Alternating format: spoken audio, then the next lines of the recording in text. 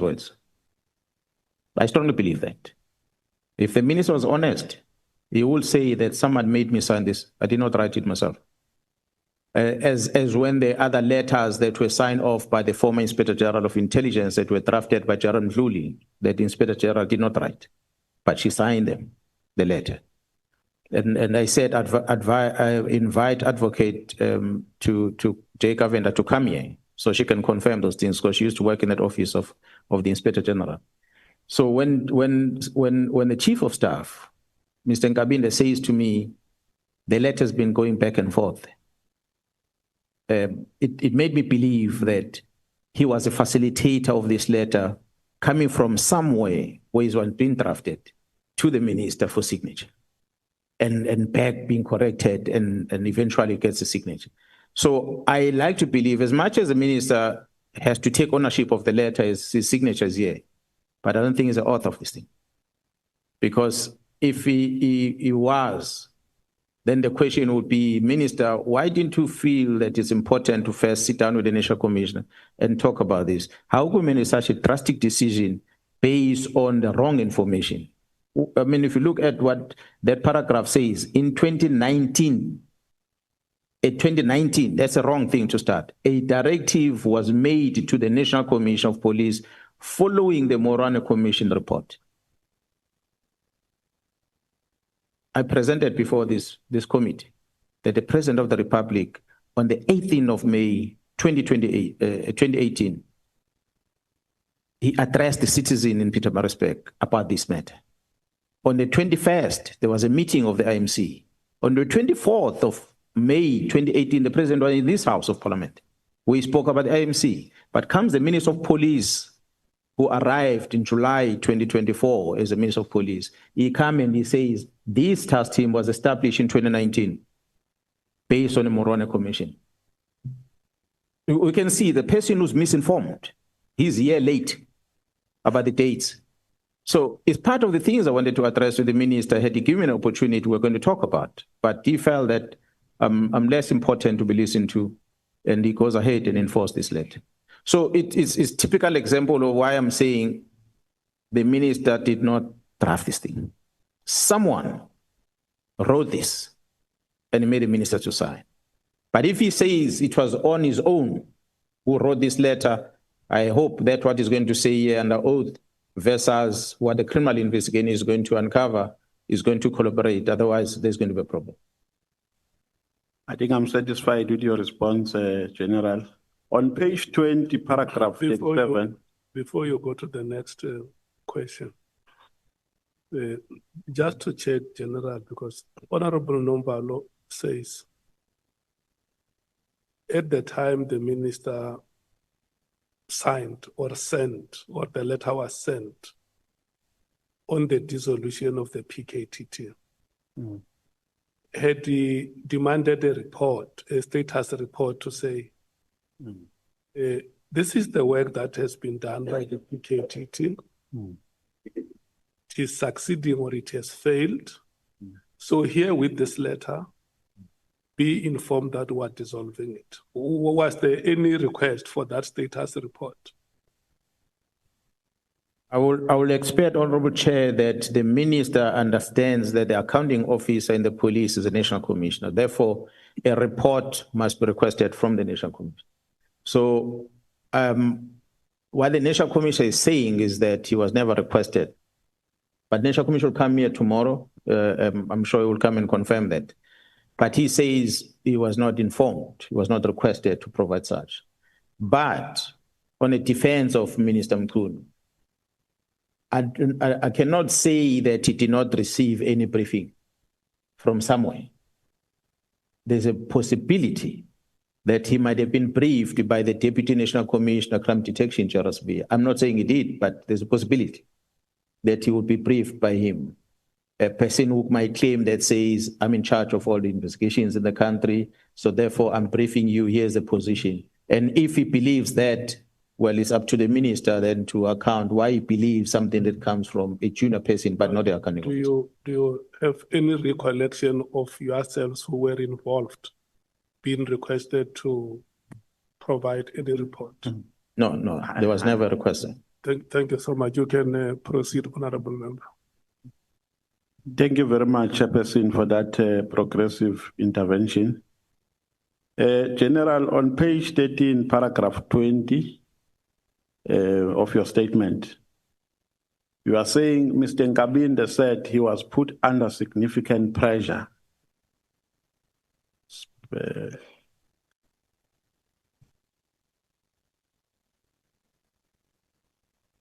Did he mention to you who was putting him under pressure? No, he did not mention that.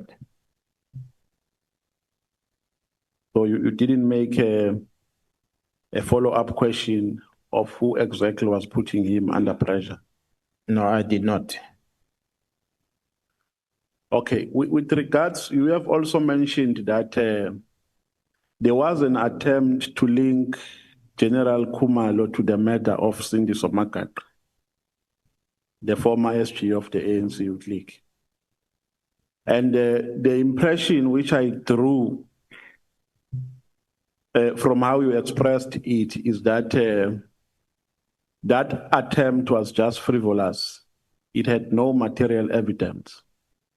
So they wanted to use it to destroy General Khumalo. Are you in possession of any evidence, even if you don't disclose it, if it's going to compromise the investigation hereof?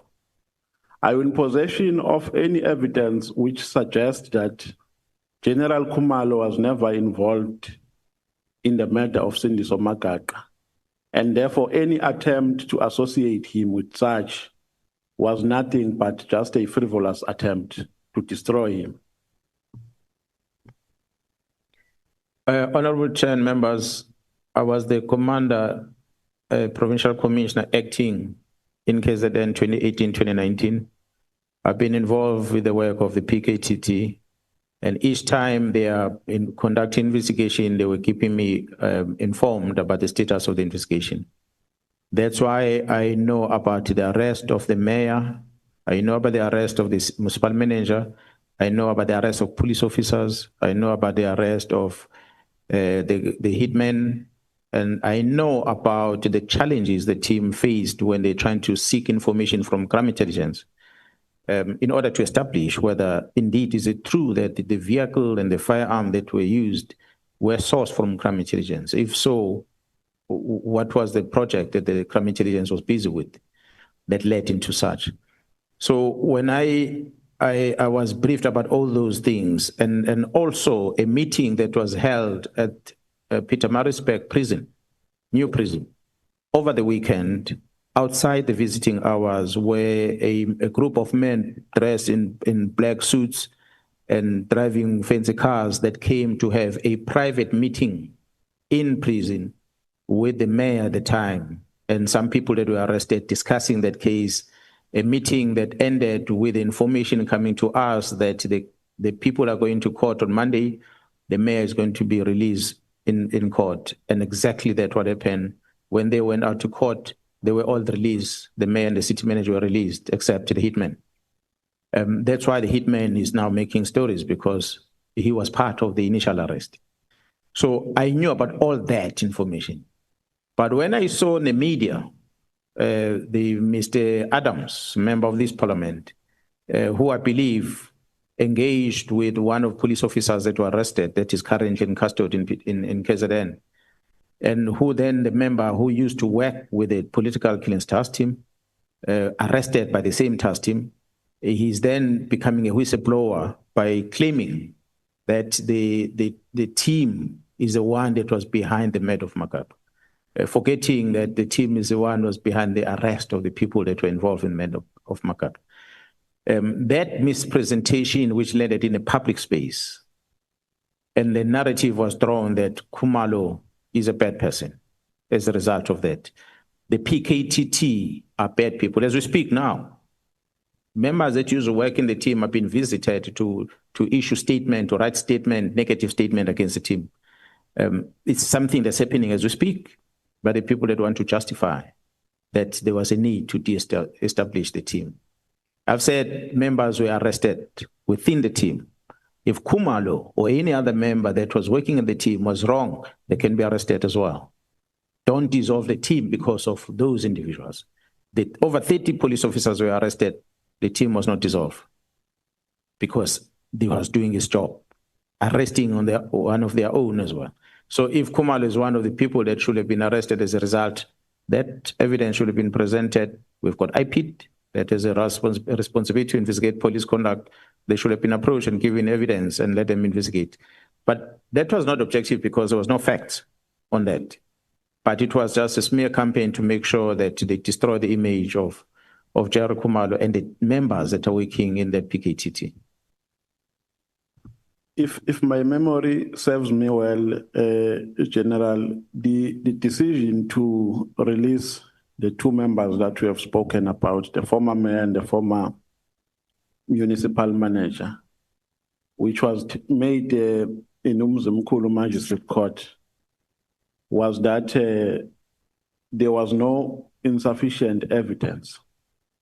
But following from what we have explained, the assumption that we can draw is that there was a collaboration of the police and the prosecuting authority, the NPA, because a decision to withdraw charges is not made by a police officer, but by a prosecutor. So I'm telling this committee that for the release of those two individuals, the police collaborated with the NPA, and if so, is there any investigation that is underway in pursuit of finding evidence in that regard? The collaboration, I wouldn't say between the police and the prosecution, but the prosecution that took a decision that we're collaborating with, I believe, maybe the lawyers of the arrested people. And of course, there are officials within correctional service in Pietermaritzburg that were part of this because they allow such a meeting to take place in times where the visiting should not have been allowed. And so, and that led into the release of those arrested people at the time. The investigation continued, it never stopped. The conviction that has happened now of the person that when they were released, they made a deal with the hitman that will look after him. So, but when they're outside, they could not look after the person as they had committed. So that's what made this man to be angry in custody. That's why he ended up talking about the things that he was talking about, that he was part of this and they didn't look after him. So therefore he's confessing on what has happened. The unfortunate part is that the mayor killed himself, despite the fact that we had confiscated his firearm, but the court ruled that he must get back his firearm. So he took it and he killed himself. But the municipal manager is in court as we speak, because that investigation continues to find the people that are still behind the death of Sindiso Magaqa. And that's not going to stop. You have also made an averment that there are some detectives who were in cahoots with criminals who were within the political killings task team, the result of which you took a decision to rotate them. Did some of those, or did any of the detectives of the political killings task team try to influence the Sindiso Magaqa case? No, not that I know of, because when the police when those people were released, police officers were quite upset about it. They were not very happy when such happened. There are many other cases that were in court, and the behavior from both the prosecution and the presiding officers in some of these cases were questionable, that were frustrating the work of the team. So I wouldn't say that their members they were in cahoot with that, but I can confirm again here that that murder of Sindiso Magaqa involved policemen. Policemen that were working at Durban Harbour, who comes from that area. They were part of that operation. What I picked up is that Crime Intelligence had a project where this firearm and this stolen vehicle were part of the project, and the project for CITs. It was to deal with CITs. And I've said when you want to infiltrate a certain syndicates, you need to be part of that syndicate. So unfortunately, the people that they recruited as crime intelligence to run a certain project, they got recruited to kill Siniso Magaqa. So while they were busy with this mission of crime intelligence, which was successful, I must say, unfortunately, one of the criminals was killed, but that operation was successful because it was for heist, and that was successful. But the very same criminal that was part of this crime intelligence operation, he then participated in the murder of Siniso Magaqa. I think it was a quick cash. You already had the equipment to use it to carry out the task, and he did it. And that was an intended consequence of that project of intelligence. I think I'm satisfied on that one. Somewhere in your statement, Shamas, you have said that at some stage you made a conclusion that Mkhwanazi and Matlala were aware of the decision to disband the political killings task team prior. Can you elaborate on that? How did you become aware? And are you in possession of any evidence that corroborates with your assertion? Honorable members, when the team was studying the communication from the cell phone of the arrested Mr. Matlala, that's where they picked up the communication between him and Mr. Brown, and the communication that has got to do with the close of the team and the anticipation at the time that the dockets are going to be transferred to Jarasbia. So when we add the events that occurred thereafter, including the transfer of these dockets to Pretoria by the instruction of Jarasbia, we could only conclude that this, what is extract of the communication between Matlala and Mkhwanazi, indicates that the two of them might have had something to do with the closure. Maybe from Matlala's side, might not be directly, because he was being frustrated and complaining to Brown Mkhwanazi, and Brown Mkhwanazi communicating with the chief of staff, communicating with the minister, saying the minister and Sibia must come out with a plan. He might have put pressure to the two to make sure that his friend Matlala is satisfied. That's why he was even saying on the communication, on WhatsApp communication, that he should just stand back and allow the process to unfold. And when this directive came, he was the one first to send that communication to Matlala to say, the team that came to harass you has been closed and the dockets are on the way to Sibia. So it's based on the analysis of that communication that was done by the team, of which records are available, that proves that the plan to shut down the team was not just done on the 31st. It's something that was crafted prior to that. Unethical relationship with Brown Mkhwanazi and Matlala. And if so, does your belief only rely on his interactions or on the knowledge that they had for the disbandment of the political killings task team, or it also relies on other factors which are in your possession as a police officer, that maybe some you cannot disclose before this committee at this stage? Beg your pardon, honorable members, honorable chair. I can confirm that the relationship between Mkhwanazi and the minister is unethical. Unethical in the sense that, for starters, the minister claimed, when I appeared before the Portfolio Committee on the 5th of March 2025, he claimed that he did not know the fellow was talking about. It's been proven by the very same minister who says, no, that person is a comrade. I said, when you say comrade, I assume is a colleague in a political party. And this is a person who communicates with December, January, there's a January 8th gathering of that party in Cape Town. Mkhwanazi is facilitating the guest of the minister for Matlala to pay for them to come and attend this thing. And they are here, Sibia is here, everyone is here, they're having meetings in some hotels. that we already know of, where they are sitting and having meetings and the likes during that period in January, beginning of this year. When you see then that these criminal activities that are happening, you see Mkhwanazi in position of sensitive police material, and he speaks about the minister. He knows the diary, the calendar of the minister, that on this day is on his way to Sikisiki. So it's a person that is quite knowledgeable.